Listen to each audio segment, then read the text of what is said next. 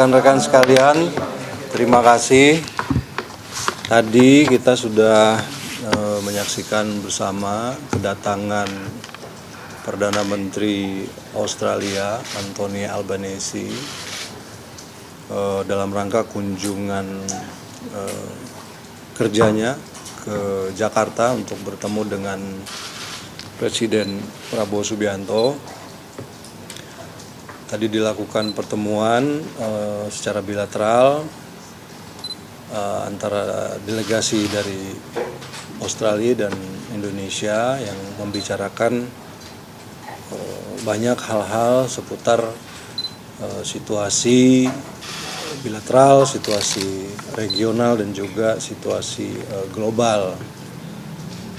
Inti dari kunjungan beliau pada hari ini itu adalah tadi yang kita saksikan bersama, penandatanganan traktat atau perjanjian antara Indonesia dan Australia yang disebut dengan Treaty on Common Security,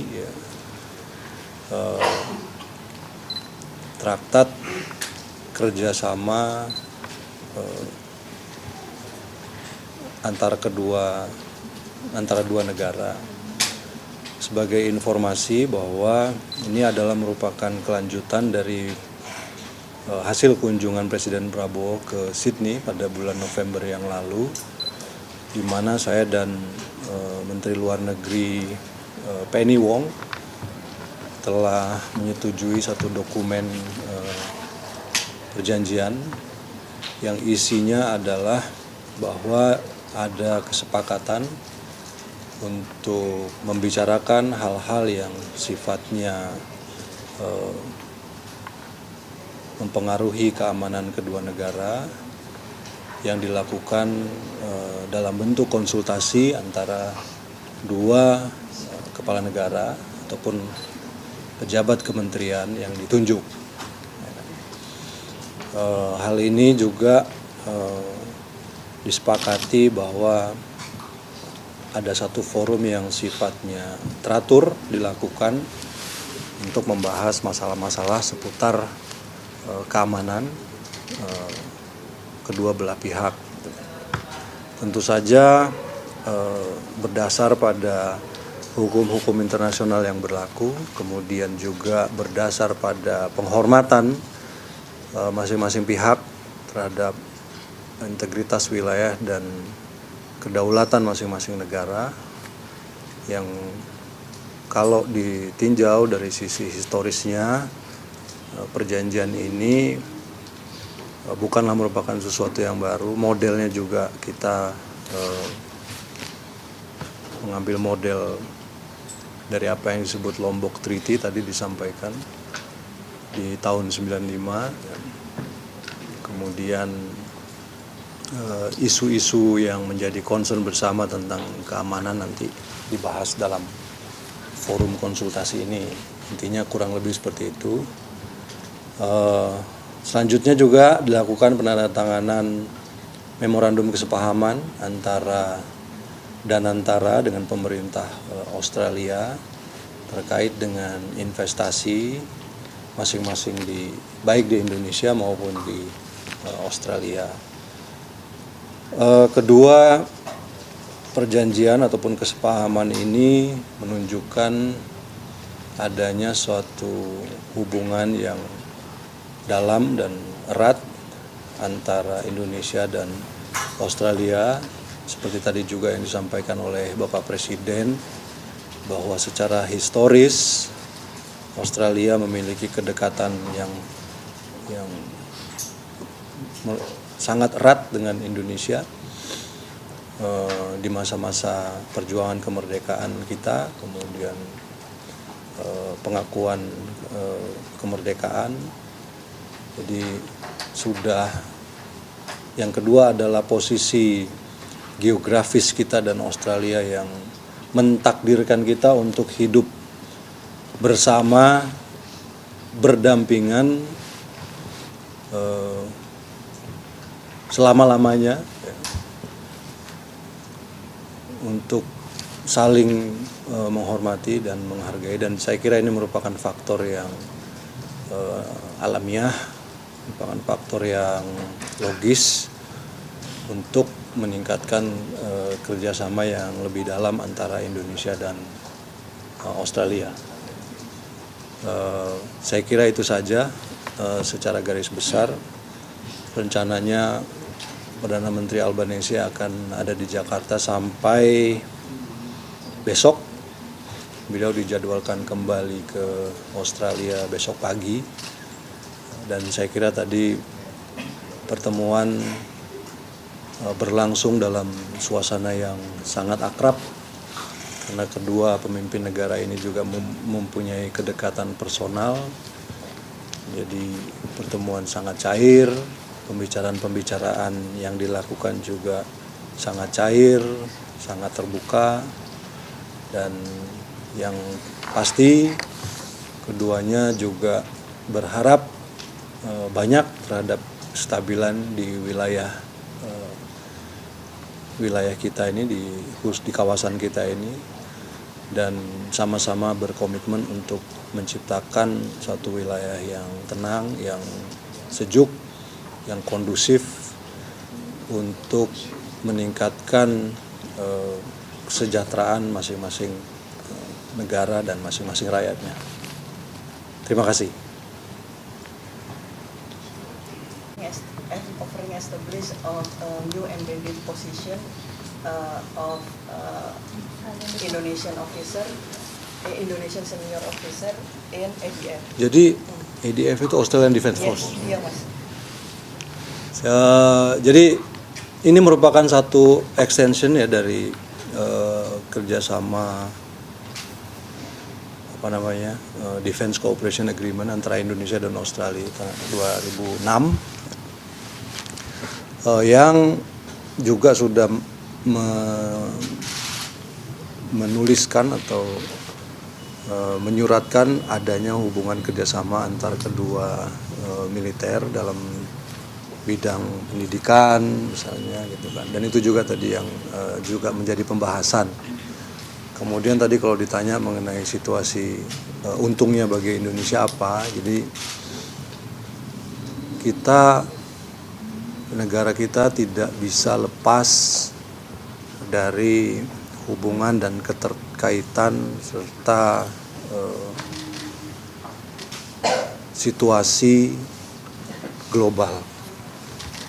Kemudian terlebih lagi situasi regional. Jadi apa yang terjadi di kawasan ini, kemudian apa yang terjadi di dunia secara global itu saling mempengaruhi. Kita punya kepentingan nasional. Kepentingan nasional kita adalah menjaga integritas wilayah yang pertama ya, kemudian kedaulatan kita, kemudian yang juga merupakan sesuatu yang penting dan menjadi program dari pemerintahan dipimpin oleh Pak Presiden Prabowo adalah bagaimana meningkatkan kesejahteraan masyarakat. Untuk bisa mencapai tujuan-tujuan dan kepentingan-kepentingan nasional kita ini, kita perlu satu suasana yang stabil, suasana yang tenang, suasana yang sejuk, damai gitu kan. Karena kalau tidak ada kestabilan, tidak ada perdamaian, tidak ada atau adanya tensi atau konflik, itu akan membuat keinginan dan kepentingan serta cita-cita kita tadi itu tidak bisa tercapai. Jadi di situ saya kira kenapa kita penting untuk membuat kerjasama dengan negara-negara di kawasan, negara-negara di sekeliling kita, supaya apa yang menjadi tujuan dan kepentingan kita itu bisa terlaksana dan tercapai.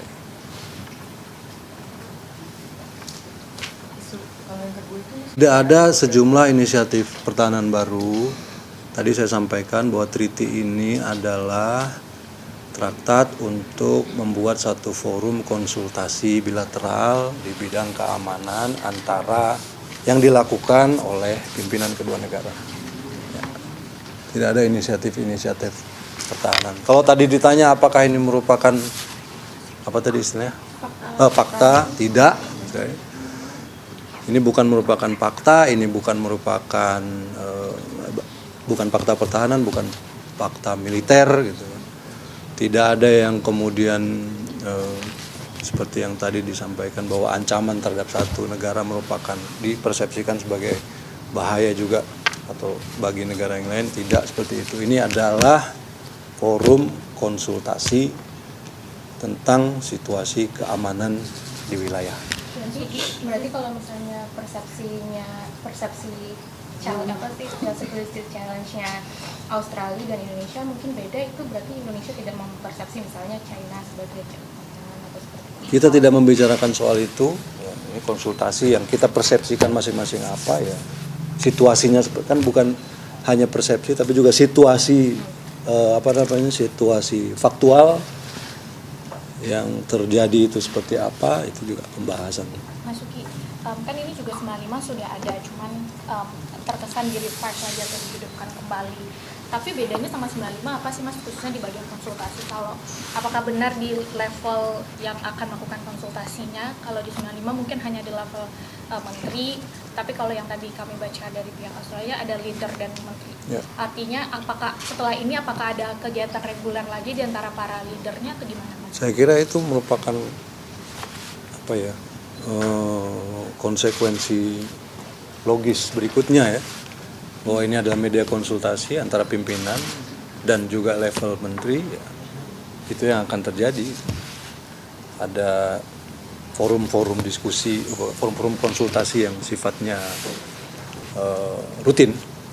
Artinya akan diselenggarakan dalam waktu dekat ke untuk agenda di leadernya annually atau akan seperti apa maksudnya? Itu belum kita bahas. Pasti, tapi ya, sesuai yang disampaikan bahwa ada forum rutin untuk membahas dan berkonsultasi ya. Bedanya sama tugas. Jadi dari Australia misalnya bisa mengharapkan Indonesia bisa membackup Australia apabila ada tantangan yang diarahkan ke arah Australia dari Indonesia. Itu hypothetical ya. Kita baru tahu coklat pie itu coklat pie kalau kita udah rasakan rasanya coklat pie. Mas, setelah ini akan dilakukan ratifikasi juga dari perjanjian yang ini atau seperti apa? Kita lihat nanti prosesnya, itu Mensesnek yang tahu prosesnya. Mungkin konsultasi terdekat yang sudah. Konsultasi ini kan kita kayak misalnya foreign minister antar ASEAN itu juga kan ada forum konsultasinya, ada retreat, terus nanti pertemuan menteri luar negeri, ada nanti pertemuan leaders, ada summit segala macam, dan juga ada konsultasi bilateral dengan Singapura, kita ada dengan Jepang, saya tahu Jepang itu ada 2+2 juga gitu kan. Australia ada 2+2, Tiongkok ada 2+2 gitu kan. Kita ini saling bicara lah. Jadi di tengah situasi yang seperti ini yang namanya komunikasi, kemudian kerjasama, kolaborasi, itu sangat diperlukan. Oleh karena itu diperlukan satu pemahaman yang sama terhadap situasi global. Kemudian kita juga punya kepentingan yang ingin kita wujudkan gitu kan. Oleh karena itu seperti yang disampaikan oleh Pak Presiden, kita ingin jadi tetangga yang baik. Oleh karena itu ya kita saling membicarakan tantangan-tantangan yang kita hadapi, bagaimana mengatasi tantangan-tantangan tersebut dan bagaimana bekerja sama untuk bisa mengambil sesuatu yang baik dari situasi yang ada sekarang. Ada tingkat waktu buat implementasinya kapan nggak Mas? Kalau di artikel 4 kan nggak ada ya, belum ada. Kapan akan diimplementasikan? Nanti kita bicarakan sama di level teknisnya. Oke? Tadi kan ada Pak Prabowo sempat pendidikan, kalau investasi kan di tempat-tempat lain. Kerjasama pendidikannya contohnya aja kan ada beberapa universitas Australia yang sekarang udah ada di sini ya, itu dieratkan. Apakah itu nanti universitas ditambah, yang lebih seperti itu, atau ada pertukaran pelajar, guru dan sebagainya. di situ ada peran tentara masuk atau gimana Mas untuk masuk investasi di sektor pendidikan tadi? Hal yang terpisah itu ya. Dan antara investasi baik di sini ataupun di Australia. Pendidikan kita berbicara sektor yang berbeda gitu. Mungkin pertanyaannya lebih kepada perjanjian traktor, tapi kenapa tidak ada yang berbicara? Iya gitu. Ada dua hal.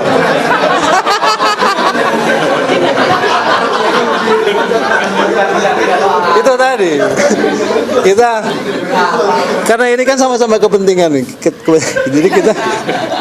Jadi traktat ini urusannya security, terus tadinya mau dilakukan terpisah, gitu kan, biar nggak membingungkan kayak gini, gitu kan. Tadinya mau dilakukan terpisah, tapi karena ini dinilai strategis ya, strategis dalam arti kan kerjasamanya itu harus yang ingin kita lakukan itu kerjasama yang luas, termasuk juga oleh karena itulah kemudian ya udah dijadikan satu saja tanda tangan dan antara itu di momen dan tempat yang sama. Ini kesepahaman, nota kesepahaman antara sama pemerintah Australia, tapi nanti kan pasti ada penerjemahan daripada MOU ini. Oke? Wah, terus. Oh iya, makanya saya mau terima kasih. Kemudian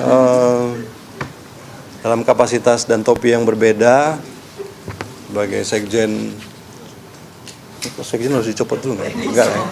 Menteri kan jabatan politik ini. Saya mengucapkan Dirgahayu Partai Gerakan Indonesia Raya yang selamat ulang tahun yang ke-18. Saya sudah menyampaikan pesan ulang tahun saya, tapi saya ingin mengingatkan kembali bahwa 18 tahun yang lalu kita sama-sama berkumpul, kita sama-sama berjuang membangun partai ini, mendirikan partai ini dengan satu cita-cita untuk bisa mewujudkan apa yang menjadi cita-cita kemerdekaan Indonesia, itu sebuah negara yang bersatu, berdaulat, rakyatnya adil, ada keadilan dan rakyatnya makmur.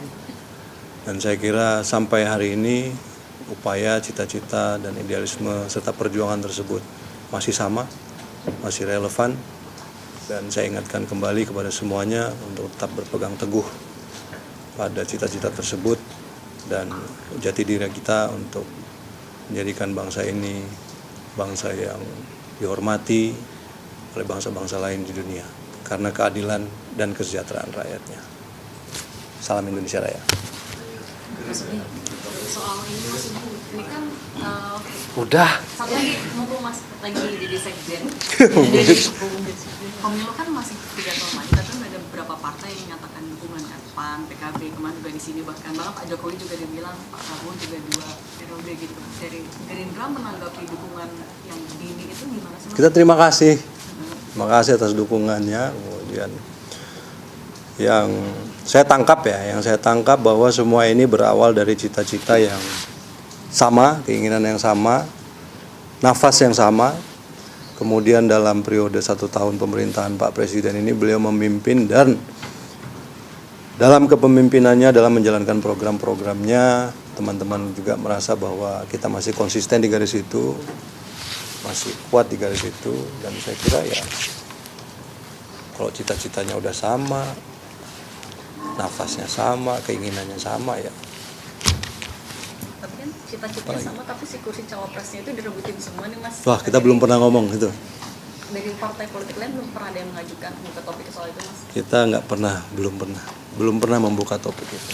Berarti untuk siapa pendamping Pak Prabowo nanti masih akan terbuka dulu sampai 2029. 2029 itu masih 3 tahun lagi. Banyak yang bisa terjadi 3 tahun kan. Jadi tidak ada bicara itu, masih fokus pada itu. Tadi saya sampaikan kan, perjuangan ini masih panjang kan. Perjuangan ini masih panjang. Kita masih program-program yang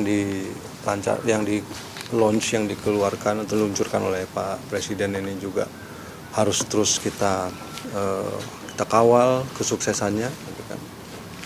Dan saya kira itu juga merupakan pekerjaan yang luar biasa besar. Pemerintah yang dipimpin oleh Pak Prabowo sudah menunjukkan prestasi yang sedemikian luar biasa dalam waktu yang cukup singkat. 60 juta kurang lebih penerima manfaat dari MBG. Kemudian secara statistik juga angka-angka perbaikan di bidang pengentasan kemiskinan. Dan ini yang saya kira trajektori yang harus terus kita pelihara dan kita tingkatkan. Diskusi-diskusi soal hal-hal di luar ini saya kira belum ada, karena kita masih terus memikirkan bagaimana semua ini berhasil. Terima kasih. Mas, acara malam nanti Mas, mungkin Mas, informasinya akan ada syukuran Ya. di acara, mungkin bisa disampaikan hari ini syukurannya acaranya rencananya akan seperti apa sih memperingati Gerindra? Acaranya ya tadi udah disampaikan syukuran ya.